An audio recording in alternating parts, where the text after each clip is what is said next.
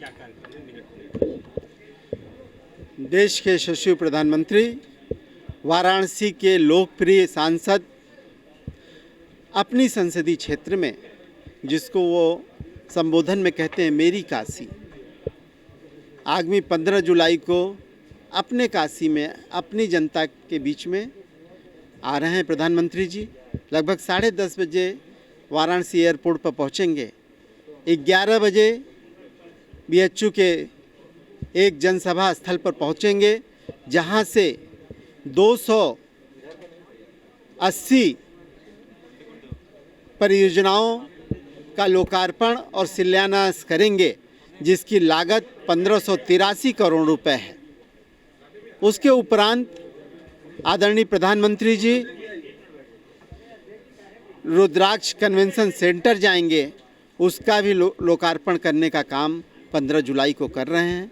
जो जापान और भारत के ज्वाइंट कोलैबोरेशन से बना है, उसका लोकार्पण करेंगे। उसके बाद पुनः प्रधानमंत्री जी मातृ शिशु हेल्थ केंद्र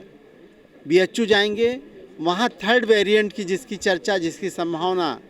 पैदा हो रही है, उस विषय पर वहाँ के डॉक्टरों से एक इंटरेक्शन करेंगे और उस इंटरेक्शन के बाद प्रधानमंत्री जी वाराणसी के BHU के हेलीपैड से उड़ेंगे और वाराणसी एयरपोर्ट पर जाएंगे, वहाँ से दिल्ली के लिए प्रस्थान करेंगे। स्वागत की क्या तैयारियां हैं आप? वाराणसी में भारतीय जनता पार्टी के कार्यकर्ता ही नहीं,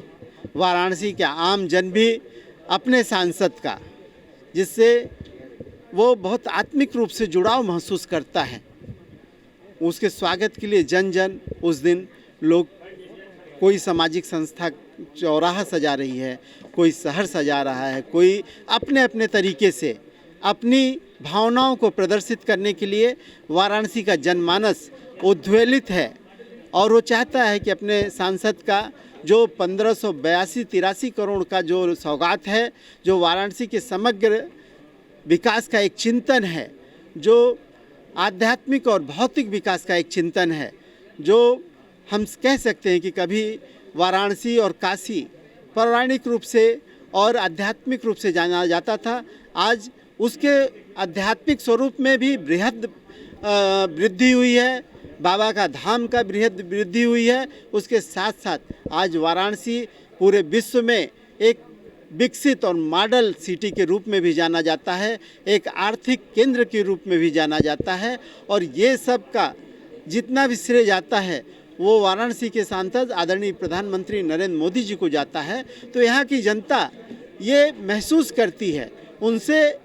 अपने को जुड़ी हुई महसूस करती है, तो वो निश्चित रूप से कार्यकर्ता और जनता सब उनके स्वागत के लिए पाँव फाड़े बिछा के,